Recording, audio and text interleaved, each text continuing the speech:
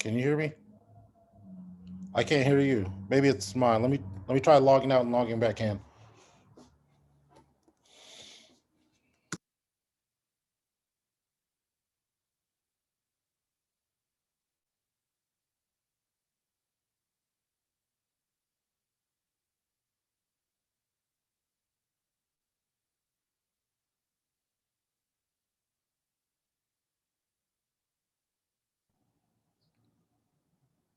Hello?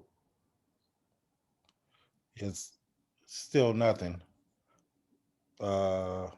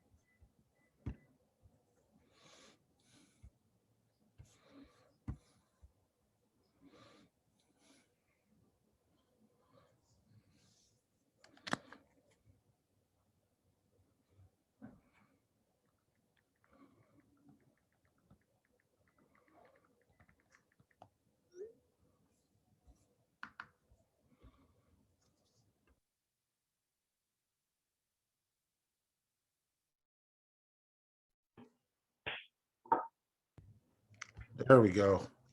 All right, you can hear me now? Yeah. All right, cool. Give me 1 second.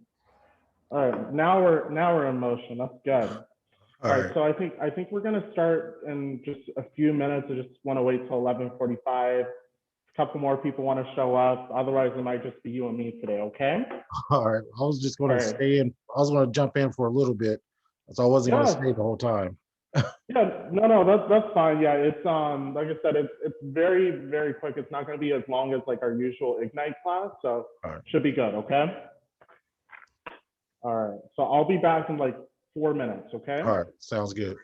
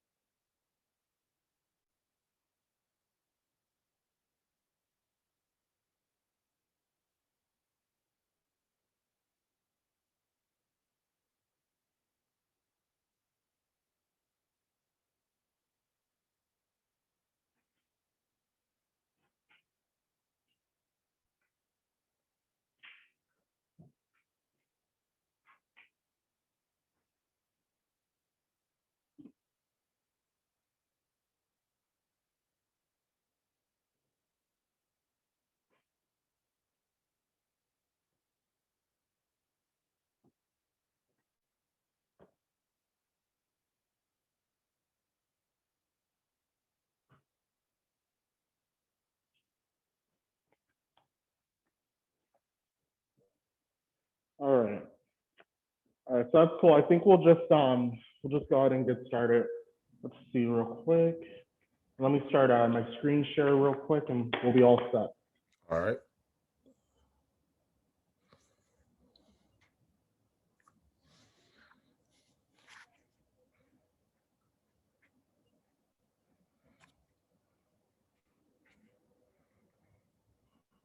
Hey, what's up, Cameron? Hey, who? Oh, hi. What's up, How Lance? you doing? I haven't How's seen it you going? before. You just I know started. I'm brand new, Oh, right so on. thank Congratulations. you.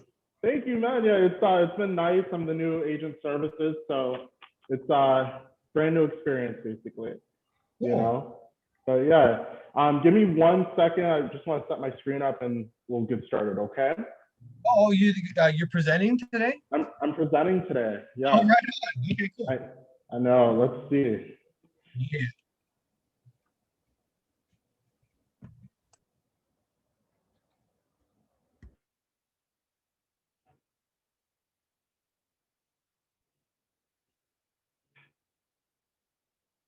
All right. All right, you guys. So today we're going to get started on social media marketing. Huge thing right now in, real estate. It's something you got to know. It's the new way to basically market yourself. There's always things like, going on doorsteps and knocking, things like that. But Instagram, especially in like a new COVID friendly way, it's one of the best ways to get yourself out there. It's contactless. It's easy, right? But something you have to be able to do is grow your business via Instagram. You have to put yourself out there. You have to differentiate yourself. Everyone is on Instagram. Everyone's on Facebook. But you want people to, how do I say it? You want people to know you by your social media presence, right? So this class, we're basically just going to go over how to grow your following, how to create a brand and a theme and keep it consistent. And we're also going to go over like ways you could schedule your posts, just so that, let's say you're out with a client or you're busy, you don't have to be on your Instagram 24/7 trying to keep track of everything. It's hard. All right. So the first thing we're going to go over very briefly, we're going to go over Facebook. Let's see. So Facebook, who could tell me about Facebook? I think everyone pretty much knows what it is, but like what's a good indicator of Facebook? Anybody?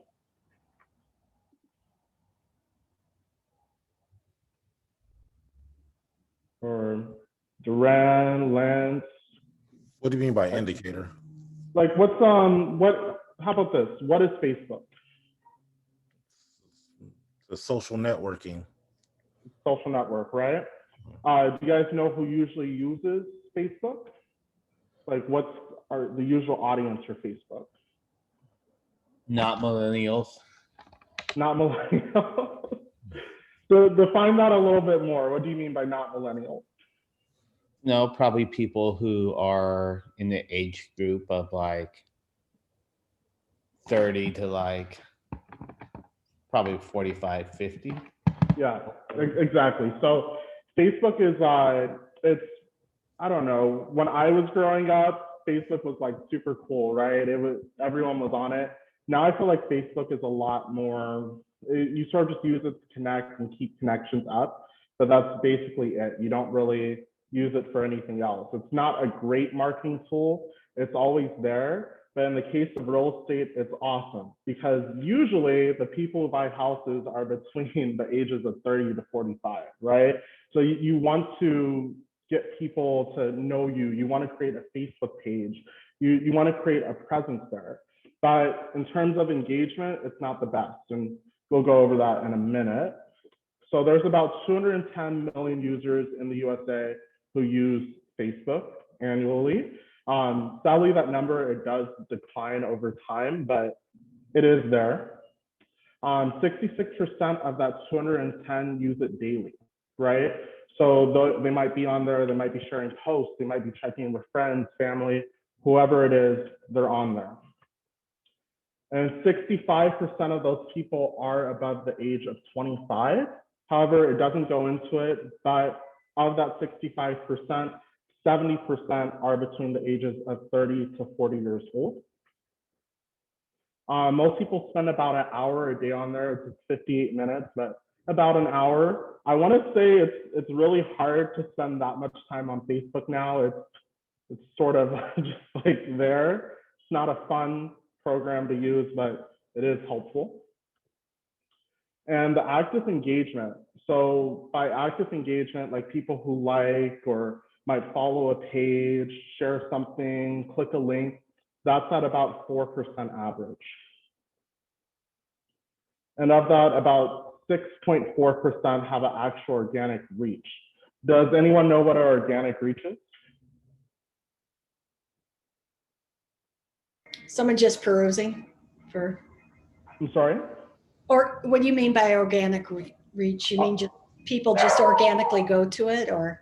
Yeah, so it's not like, it's like a passive approach, right? So by organic, it's not you know, putting out a link out there and trying to get people to engage.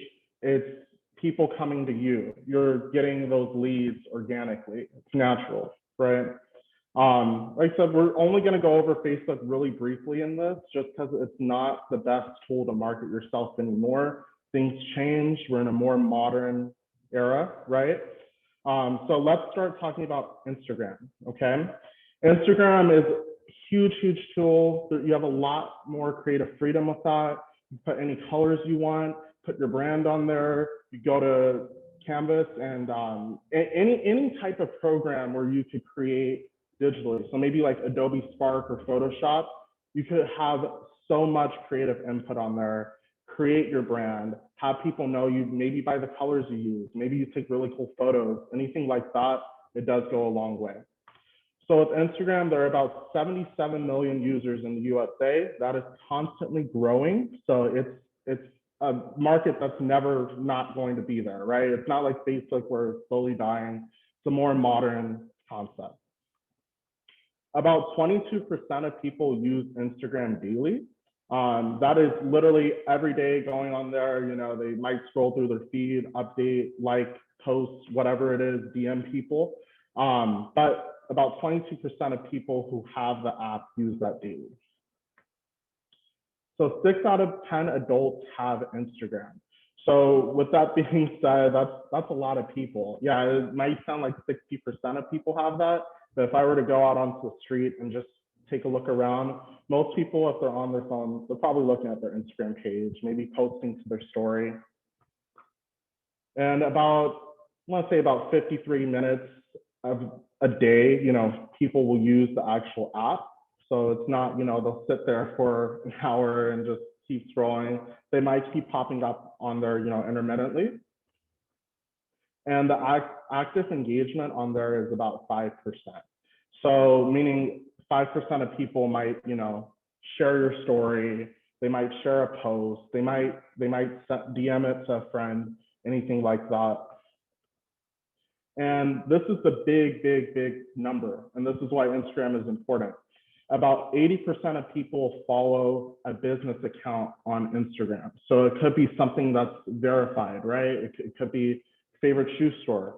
It could be real estate agent. It could be anybody, but about 80% of people follow at least one business. So what we're gonna take a look at, obviously, are real estate Instagram accounts, right? You are your business and you want to build your business. You wanna have a reputation, you wanna have a brand. So displayed right here is, you have 3 really good examples of that. Each of them are really different. Like if you look at the very first one where it says Lake Nona, if you look at the very first one where it says Lake Nona Real Estate, you can see that there's a really consistent color scheme being used, right? I go to her page and it's like, sorry about that. Let me go back real quick. All right, sorry. So I go to her page and, you know, you have the orange color scheme being used. It's a consistent concept. All of her info is right there. You know, it says she's a realtor. She works in Lake Nona, from Orlando, Florida. She's in the needs of buyers, sellers, investors, any type of properties like that. But she lays it right out for you at the very beginning of her page. There's no scrolling you have to do. It's all right there. You know who she is. The second one we have Madison Hillbrand. And as you can see, very colorful page, right? You could tell that, you know, she's in the LGBTQ community. You know, she is like, you could scroll through her page and it sort of tells a story, right? You see the rainbows. It tells you, you know, she's living her best life, basically. Cameron. Yes, Duran. Madison's a guy. Yes, Madison is the guy. Sorry about that. Sorry, I saw the name. I got excited. I was like, Madison. No, so Madison is the guy. But yes, Madison, I should say, he is living his best life. So he is literally doing the most right there. It's a very fun page. And again, it's one of those things where you could scroll and it tells a story, right? That's what you want to make people go to you, you know, you like, hey, like for example, I'm gay, right? If I saw Madison, I'd be like, that's dope, you know, I relate to that, right? For example, we have Jillian Bose. So over there, you could tell her page is a lot more refined, right? It's a more streamlined page. It's everything is consistent, right? You have the properties to the left. It tells you the open house date in the middle. It keeps going, right? Again, everything is telling a story. You have a consistent flow going on. So the next part we're going to get into is creating a content calendar. Now, creating content calendars, it's sort of what separates your page from, you know, the next realtor, right?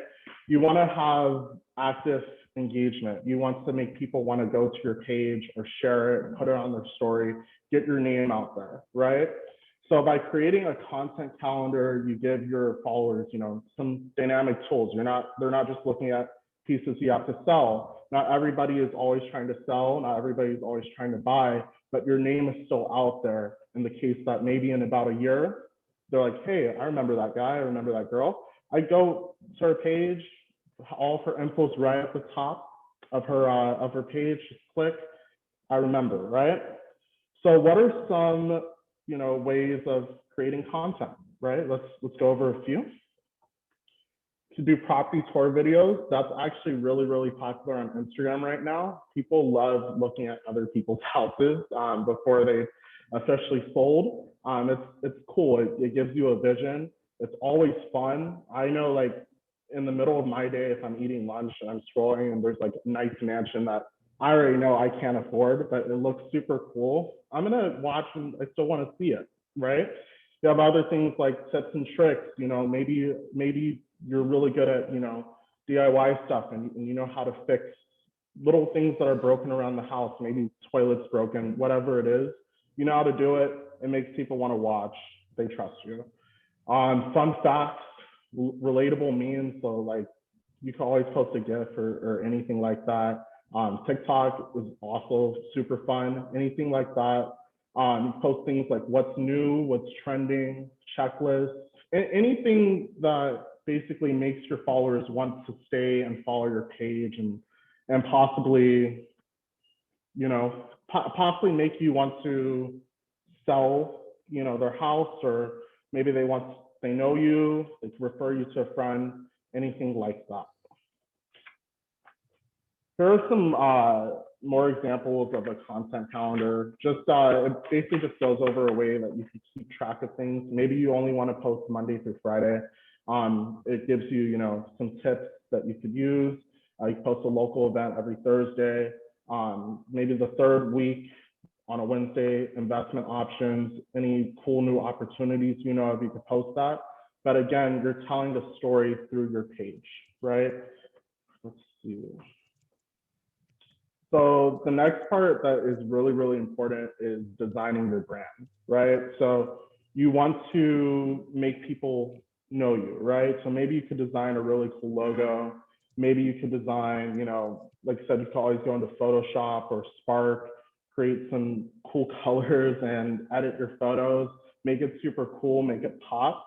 But you want to go outside of the box, right? So let's take a look real quickly to think of some things. So the next slide, it's actually a really good example of someone who's been able to grow their brand. And you could sort of see the consistencies that are going on. So we have this, right? It's Homes by Beth Cree. It's a brand board. We have our fonts going on, our colors. Everything is consistent though. It sort of goes back to what I was saying earlier, right? We have a very consistent staging going on. Like for example, what are some things that are consistent in this? The colors. Right. So we have consistent colors. We got the same palette going on. They have literally on this little template, they have everything they need. They have their common fonts that they use. Like for example, we have our typography, right? So it says Allegria or Allura. Those are the two fonts that they use in every single post they make. Everything's consistent. Like for example, Keller Williams, right? Our colors are red and white. That's consistent. That's how you're able to recognize Keller Williams, right? We have the same font across every single board. So whether it's in Canvas or Connect, it's consistent. You know, things don't look different. I'm not going to go click one link and, you know, the colors are purple and gold. It's going to be red and white. It looks consistent. I know what it is. And to a buyer, for example, they know what your brand is. They're like, oh, hey, it's Jenny's brand. Her colors are yellow and green, right? They know who you are. You might have a logo. It's not necessary to have a logo, but you might have a logo that people know you by. Like another good example is Steve's Candies, right? Our colors are black and white. They are like literally the same logo for the past 100-something years. They have it, right? Here's another example. You know, again, if you just look at their page, every single thing is super consistent about it. You have, you know, the blues, the grays, you have the cool photos. Nothing is really changing, right? It's telling a story, right? That's the main thing you want to do. Tell a story with your staging on your Instagram page, anything like that. You want to keep it fresh and consistent, right? Now, when we're structuring a post on Instagram, it's really important that, you know, you, again, keep things consistent. You're telling the story. So for example, for Brenda, right? We were talking about her earlier.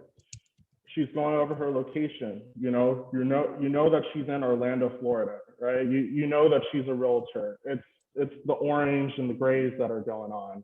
It's, you know, if I were in Orlando, Florida, and I recognized Brenda, I'd be like, oh, you know, she's a real estate agent. I'd be very comfortable selling through her, right? The other thing we have is content. So with our content, you want to, again, keep it consistent. You're telling a story. It's very, very important. Like the reason why I say this, I used to work at a hotel, social media manager for it, right? I was going through some of our old posts from before I had started, and there was like a lot of inconsistencies going on, right? I was like, is this our hotel? Could this be somewhere else, right? I was like, I was confused, and I worked there. So with Brenda, you know, it's very consistent. It tells you, you know, what she's going about. So if you want to go fast, go alone. If you want to go far, let's go together. That's her brand, you know? That you have the family going on there. You have her headshot. It's clean, it's concise, it's consistent, right? And then we also have a caption. Now, captions are super, super, super, super, super important. You can lose people with a caption, or you could either, you know, grab their attention, right? So for example, if I were to post a long essay as a caption, right? What good is that going to do for, you know, someone who might be buying a house? Like if I'm on my phone, like I said, people are on their phone, you know, all times throughout the day. On Instagram, it's only 53 minutes. If I'm on my lunch break, right? I'm just scrolling through my feed and I see a long paragraph, I really don't want to sit there and read it, right? You want to keep it short, clean, get to the point. Maybe like your brand, it could be like Madison's earlier, where everything is colorful and nice. Maybe you want to have a little bit of fun with your caption. You know, your brand is not as, you know, suit and tie, and it's a lot more loose. Maybe have fun with it. You could quote something. You could be a lot less strict in what you're posting, right? And something else that's super important are hashtags.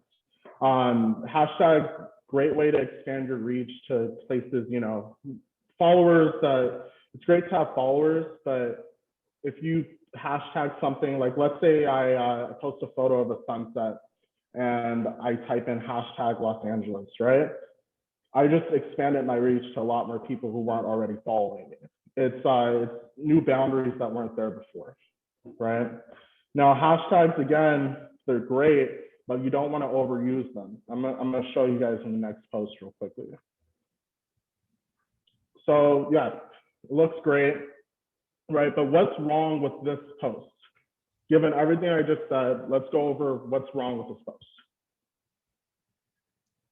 There's no caption. Or are you talking about the one below? Well, there's a caption, but it's super long, right? It's ridiculous. Like it's basically one paragraph that it's just goes on and on and on, right? What else is wrong with it? Are we talking about two separate posts? There's one on the top and then one on the bottom, or is that just one post? So this is, It's one post. yes, exactly. But what I'm saying is, let's look at what's wrong with the second part of the post, right? This is the caption, right? But what I'm saying is, what is wrong with, given what I just said about Instagram, what's wrong with this post? It wasn't consistent. Right. And we have a long essay going on. What else is wrong with it? Too many hashtags. Too many hashtags, right? And when I say too many hashtags, look at what's going on, right? We have Lake Nona going on. We have Orlando. We have Dream Team, Closing Day. I don't even know what the last one says all the way at the bottom. Some of them are relevant, some of them are. But when you have so many that it's just a clutter, it defeats the purpose of your post, right? Because I'm going to be looking at it. I see, oh, hashtag first time home buyers, hashtag Wednesday wisdom. She's going over, you know, the past content we just saw. But then I keep scrolling. I'm like, what are all these hashtags? Why am I reading all this stuff right now? It's, you know, it's overwhelming to the eye. It's a big turnoff, right? So I might be scrolling. I'm like, you know, next. I don't want to deal with this, right? Let's see. Like I said, it goes over the hashtag. I don't really agree with this. It's saying up to 30. Honestly, I think you're good if you stay within the 5 to 10 margin. Because once you start, you know, just putting it on into a list, it doesn't look so great, right? You also have people who might want to engage with you, who leave comments, things like that. And if I'm like, oh, I wonder what they say about this realtor, I just have to scroll through all these hashtags and get bored. I'm like, yeah, I don't really care anymore. I want to read the comments. If someone has a good review, or maybe they were there for that photo, I just miss that. You know, it's little things like that where, again, you're building an image, you're building a brand, something like that. It just takes away from it. It looks messy. All right, let's see. Now, the other thing we have is a call to action. So if you notice at the bottom of all those hashtags, we have that little paragraph where it says, are you buying or selling a home this year? Check out, you know, my links. I'd love to tell you about it. You call or text me, check out my Twitter, my Facebook, whatever it is, right? But again, that all gets lost because look at all the hashtags we have going on right now, right? It's, again, I'm scrolling, and then I get to the bottom and I see that. Let's say I clicked away, I wouldn't even know anything about your info, right? So again, you want to keep it nice and clean and concise. You want to put your information a little bit closer to the top. And again, you want to keep a very clean post each time you post. You don't want things to be inconsistent. You don't want some things to be super long and some things to be super short. You're building a brand. Someone should be able to click on one of the photos on your page and know what they're talking about, right? Again, it says buying, selling a home. I would have no idea, right? I wouldn't know how to contact her. I would have to keep scrolling. So something else that's super important, I talked about it a little bit at the beginning of this, is, you know, scheduling your posts. You're busy, right? It's hard to stay on top of things 24/7. I just know from my past, there have been times where I'm like, oh crap, like I forgot to put this post out. I meant to put it on. I forgot, you know, I had dinner, I was with friends. I had something to do. I had a project going on. I forgot to post, right? I just lost really good intel, right? So something that's very important is scheduling your post out, creating a calendar. making sure that you stay on top of your calendar and you're keeping up with your timing, right? Now, two things that are really good to know are times when to post, right? So what would not be a good time to post? Like during the day, let's say it's a random Wednesday, right? What time should I not post something? Does anyone know? Between 12 and 4. What was that? Between 12 and 4. Yeah, well, sort of. So, for example, 12 is actually a decent time to post on a weekday, right? Because it's time people are on their lunch. That's the time when people are on their phone. They might be scrolling. They might check their Instagram. It's perfect time to post, right? Something that's not a good time to, like a good time to post on a weekend might be between 12 to 4, right? That's people are constantly on their phones between that time. It's before you go out. It might be in between lunch. Maybe you're on the move, right? But if it's 3 p.m. on a Wednesday, right? Most people are working. Most people are doing their own thing. It doesn't make any sense to actually post something at 3 p.m. on a Wednesday. It's just going to get lost in the mix of other people who are posting at 5 o'clock. A good time to post on a Wednesday or a weekday, or 6 o'clock. Anything like that that's, you know, between those prime hours, right? But a post at 3 p.m. is not going to do anything for me. Something else to keep in mind is posting early in the morning. Again, that's not going to do you any good on a weekday. People are on the go. I'm not going to be checking my, you know, scrolling that much on my Instagram feed in the morning on a weekday, right? It's not great. I have to go to work. I have to get my coffee. I don't want to worry about other people's Instagram pages. So never post in the morning on a weekday. Now, if it's a Saturday or Sunday and you're posting at 9 a.m., that's awesome. You know, people just slept in, they're waking up, they want to see what's going on with their friends. They want to check what's going on Instagram or Facebook, Twitter, whatever it is. Awesome time to post. So again, just keep that in mind. One website that I actually like to use is later.com. It's an amazing way to basically clock out your posts. It will even give you like good insight as to when to post. That's like when your users are online on Instagram or scrolling, when they would usually engage with your prior posts. It'll sort of give you like a timeline as to when, you know, like let's say people usually, they're on your page at around 12 noon on a Tuesday, right? It will tell you, hey, you might want to schedule this later post, you know, for 12:30 on Tuesday, right? Things like that.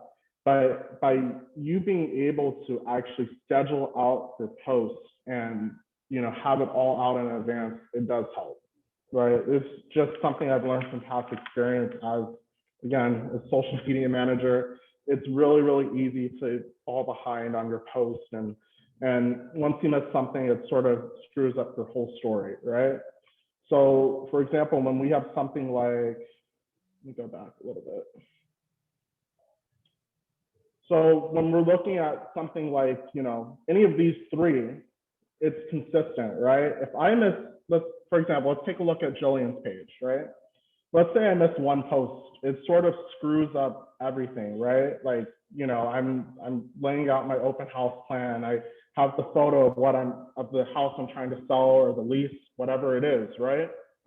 If I miss one post, I don't post that open house, it sort of screws up the whole operation, right? She was telling a story. I skipped the open house, then it goes on to some random showing. I have no idea what it's about. I don't know the address, anything like that. It screws up your momentum that you have.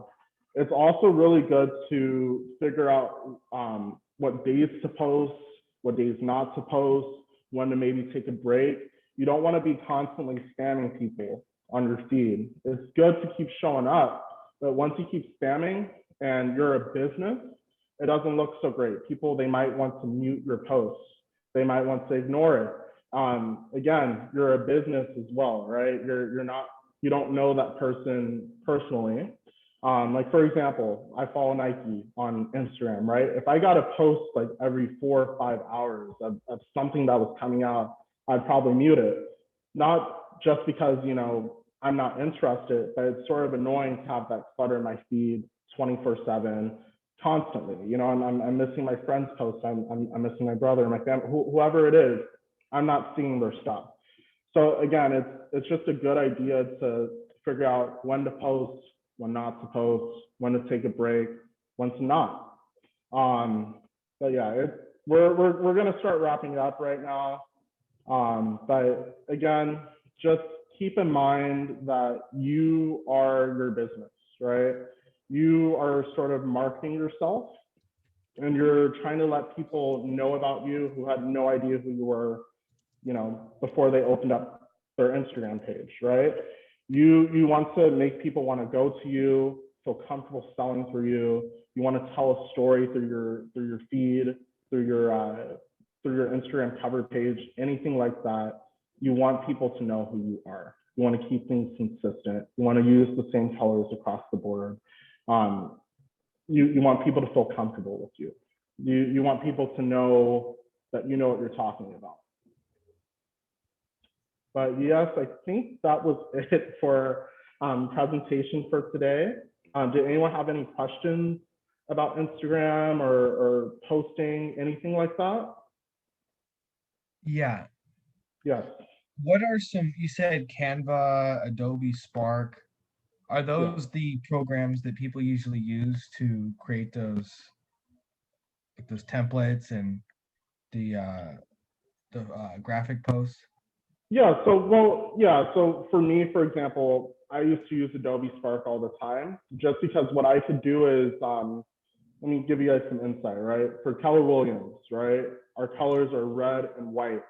I could upload a logo of Keller Williams Larchmont, and it would realize, oh, these are the colors I can grab from. It will give me some ideas of what I can post, my themes that I could use, my fonts that are consistent, anything like that. And again, it allows me to create a consistent brand. So let me stop sharing my screen real quick. Give me 1 second. I'll show you guys what I'm talking about real quick.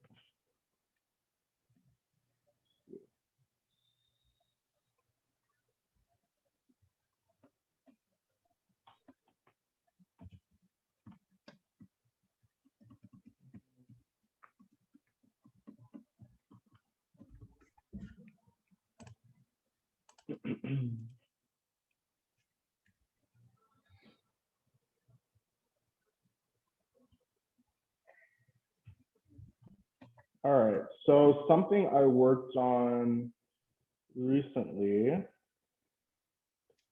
Let's go into our agent awards that just happened last week.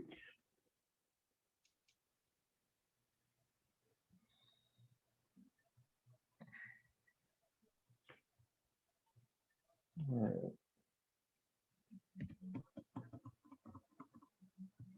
All right, so I'm waiting for it to load. I hope the Wi-Fi is okay in the office. It's been a little bit slow, so hope it's able to pull it up for you guys. Awesome, there we go. So what I was able to do was create sort of a brand, right? So this is a presentation. Try showing you guys a different project real quickly.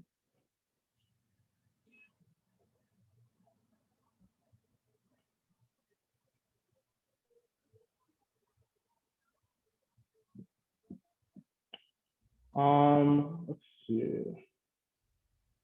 No, I'll just use our deep clean post we're putting out in our MailChimp later on. So I was able to sort of upload the Keller Williams Larchmont logo, right? In this case, it would be your logo that you might have, or maybe you have something that you've created that identifies, you know, an object to you, or a logo. Maybe it's your name, and you're able to, you know, put your own twist on it, right? But for Keller Williams, I was able to use our logo, and let me try pulling this up for you. All right, there we go. So with Keller Williams, I was able to, you know, upload our logo. It gave me a theme set that's similar to, you know, KW Larchmont. If you notice, I have the same colors going on. Keller Williams, our colors are white and red and gray. All of those show up here. I was able to upload this logo and it sort of remixed the content that I created and the photos I created into this one post right here, which I could then share to, you know, my Instagram page, or for example, I send out our daily email log, so I can upload it to that. Anything like that, I can keep consistent, right? So that's why I like using Adobe Spark. It's not the only thing you could use. You could always use Photoshop. Canva is another good one. We actually use it for the team meetings here. So it comes out great through that. Again, you just want to keep your colors consistent. Use any type of platform you want to. I prefer using Spark because it sort of makes it a lot easier to keep your brand consistent with what you already have created. So again, I just uploaded my logo. As you guys could see, it says KW Larchmont. Uploaded it. It gave me some colors. I could remix it if I want to. You know, it's still sort of keeping the same color scheme going on and the same fonts, and it still looks pretty, you know, consistent. But like I said, it's not the only thing that you have to do. You could use any website that you want to. But I hope that answered your question, by the way. I know I could ramble a little bit, but there's many different websites you could use. So Canva doesn't have this tool though, where it basically kind of gives you ideas for. No, it's at least from when I've used it, it's not super great at it. I've just bounced around from site to site to sort of see like what works best for me. For some people where they're like super creative and they're able to just, you know, put everything into one, you know, big nice post, Canva might be great for them, you know, because they sort of have more freedom. Where with Adobe Spark, you know, it sort of gives me templates that are, you know, royalty free that I've used, right? So if you guys look, these are all templates that are, you know, purchased and approved by Adobe that I could then, you know, use, transform, things like that. So if I want to do a birthday post, right, it's here. It's sort of like Microsoft Word with the templates they used to use, right? But again, you could sort of create your own brand with it. You can upload your own photos. You can replace the background if you want to. You can add your own font. You could create something from scratch if you wanted to as well. It's up to you. But with Canva, it's like I said, it's a little bit more difficult to learn, you know. But yeah, sorry, that was it. Like I said, it's up to you to use your own creative outlet. It's up to you. All right. Were there any other questions? Yeah, you said like you shouldn't post too much. What would you say? Like Monday through Friday, once a day is good? Yeah, so you can post Monday through Friday. You do every other day if you want to. You could post every day, but in different styles. So maybe one day you'll post to your story, right? And that deletes after 24 hours. And then you could create like, you know, an actual post for an Instagram feed. It's up to you.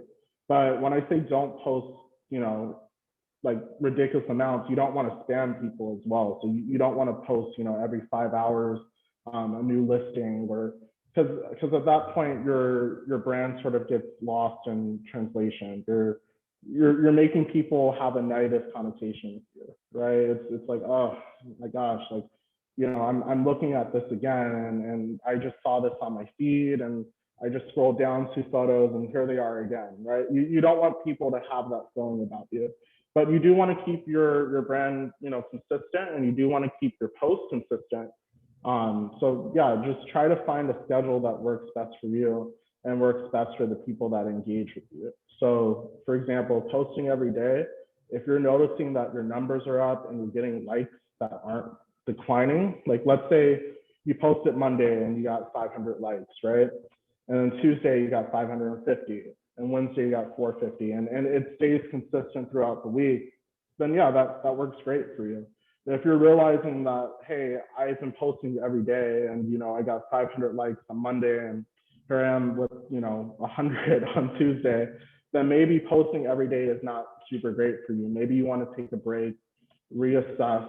If you're realizing every other day your likes are staying consistent, or you're growing your followings, and more people are wanting to come to you and know your brand, then that's what works best for you. You sort of just need to adapt, right? But don't spam people as well. That's the way I could describe that. And should it be strictly business, these accounts, or is it, do you also post personal items? Well, it's up to you. It's up to how you want to display your brand, right? So if you want to be super personal, you can. It's honestly, I think it's super cool when like small business accounts or agents, anything that's small and it's not corporate, like Nike or Hilton or something like that. When it gets more personal, you're sort of revealing a side of you that people don't know, and it sort of like humanizes you. It seems like less of like a business, and you're more of like a person, and people would feel a lot more comfortable coming to you and possibly selling through you. Like if you notice with all three examples we had in the slides, there were a lot of personal moments in there. Like you had families and you had people closing their deals, and and they're sharing that, and that's super cool. Like a good example, just within our office, for a lot of the people who want to work this past Thursday, the first thing they wanted to do was share it to all of their pages, right? That's super cool. It's you're not advertising a house, you're not advertising anything else. You're sharing a piece of you that you feel happy about. So I always say go for it. It's I think it goes a long way when you post personal stuff. But don't make it like you would your personal page, right? Like don't like, for example, I on my actual personal account, I don't have any type of consistency at all, because I'm not selling anything. I'm just sharing little moments of my life, right? With your actual, your real estate page, for example, you don't want to share, a party you went to or a baseball game or whatever. It's not really going to do you any good. But if your brand is, you try to focus on families who maybe, are within the mid-range, you want to keep your brand consistent. So you might want to take a photo with your family, or you might want to, share a closing of a house that you just wrapped up. But yeah, don't just post random personal things as well. So what I'm hearing is you should probably have two Instagram accounts, one specifically for your business and then one that's personal. Yeah, well, yeah, absolutely. You shouldn't make your personal account your business account. And with Instagram, you could always create two accounts. Like you create as many as you want to. But if you're an agent, you want to have a differentiation between, your business account and your personal account. It's not a good idea to make them all one thing. I know some people who are able to do that, and they're, that's them, but it's because they might have a business mindset. Most of the things they're doing are business oriented. But for example, if you're hanging with your friends or your family and you want to share that with your friends and family, you should definitely have another account for that. You shouldn't make your business account, that account for that. But yeah, it's I don't know. It's one of those things where it's up to you. It's sort of hard for me to say, hey, create an account that is gonna, it's gonna go across the board, and it's gonna be for business and it's gonna be for personal use. It's up to you. It's hard for me to make that distinction. Do you think the best time, sorry for all those questions, I just want to get a good idea. Do you think the best idea might be to have a business page for Instagram that you do 80-20 or 80 business, 20% other, and then the opposite if you have a personal page to like do a little bit of business, but mainly, just your family and different photos? Well, you can use I guess the best way to say it is you could use your personal account as a way to sort of connect with a lot of your more with your business clients, right? So again, real estate agents, right? If you have someone who's super comfortable with you and you've closed a deal, you could always offer them to maybe follow your personal account or follow them with your personal account. And then from there, you have things where connections can be made and you're sort of networking at that point. So you can always use your personal account for that, right? But in terms of using your business account for personal things, just keep in mind what you're posting, right? Like I said, you don't want to post, like when things get normal, you don't want to post a party, or you don't want to post a reunion, anything like that to a business account if it has nothing to do with your business, right? What would be the point of posting that? But if you're posting a photo of, maybe this family down the street and you just help them find a home, you should definitely take a photo and post that. And you'd probably post that to your personal account too. It's just trying to find that boundary and that balance, right? So it's not necessarily like, 80% of my stuff is going to be business, 20% of my stuff is going to be personal. It should be what's best for you in terms of mixing those two types of accounts together. It shouldn't be, just having one account that handles both of those things. Just try to find the balance between that. Got it. Thank you. Any other questions? I know there's a lot I've thrown at you guys, but I'm always here to answer anything I could help with. So please, any other questions? No? Okay, all right, so I think we're gonna wrap everything up. Thank you so much for staying with me through this meeting and through this training. It's my first one I've ever done. I've been here for about 2 weeks, so I'm very excited to meet all you guys, and I'm happy all of you guys have decided to participate. I'm usually the one who's like going through the meetings, through the Ignite meetings, just trying to make sure everything's recorded and keeping everything up for the instructors. But like I said, this is my first one by myself. I hope you guys enjoyed it. I'm gonna try to do this maybe every couple of weeks, so be on the lookout. There'll be some type of new content that's usually not Ignite. There'll be more personal focus. So just something to sort of switch things up a little bit. I know that Ignite can be a lot sometimes, but thank you. Good Awesome. job. And thank you, Lance, by the way. I appreciate it. Yeah, thank you. In the comments. And thank you guys for sticking around. You guys are free to go. I'm probably gonna go grab lunch in a little bit. I don't know what I'm gonna eat, but yes, thank you guys for showing up. Cool. Thank you. Enjoy your lunch. Well, thank you, Lance. All right, you guys. Bye, guys.